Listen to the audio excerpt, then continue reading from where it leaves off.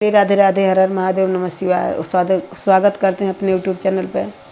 आप सभी लोगों के लिए बहुत ही प्यारा अवसानी माता का गीत लेकर आई हूँ। अवसानी माता नाराज़ हो गई हैं, देखिए कैसे उनके भक्त मना रहे हैं। आप लोग फुल वॉच करके सुनिएगा।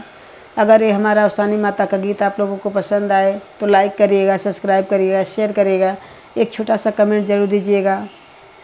मेरी तबीयत अभी भी ख़राब ही चल रही है, लेकिन मैं वीडियो बना रही हूँ, आप लोग सपोर्ट करिएगा। चलिए देर ना करते हुए मैं सुना रही हूँ आप लोगों को। काहे के गइलु रे से आई, बतावा माई कैसे मनाई।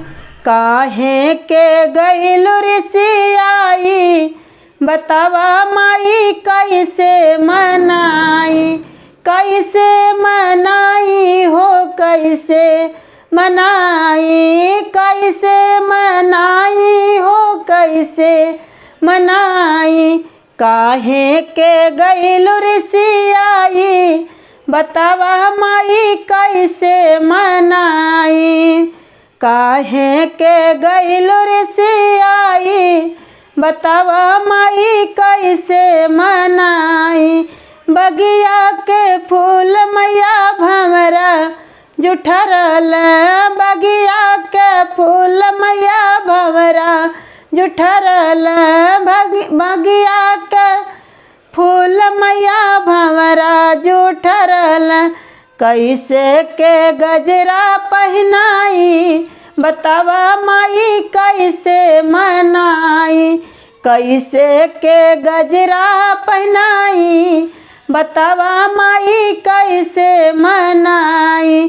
काहे के गइलु रे सियाई, बतावा माई कैसे मनाई। काहे के गइलु रे सियाई, बतावा माई कैसे मनाई। गंगा के पानी माई मछरी जुठरल, गंगा के पानी माई मछली जुठरल। कैसे के जलवा बढ़ाई, बतावा माई कैसे मनाई।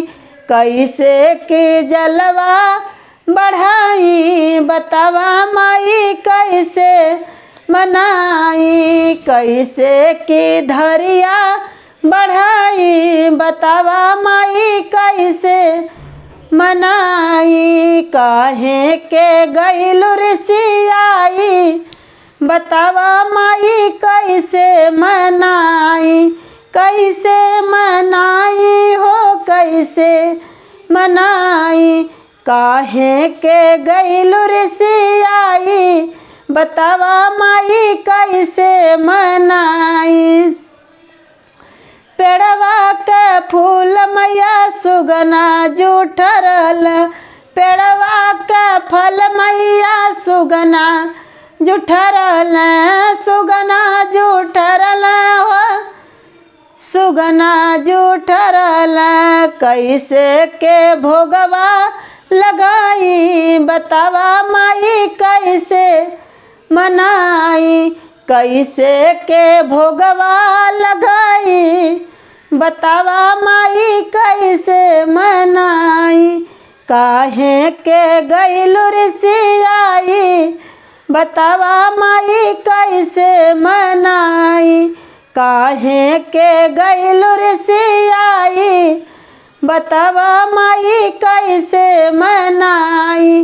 कैसे मनाई हो, कैसे मनाई।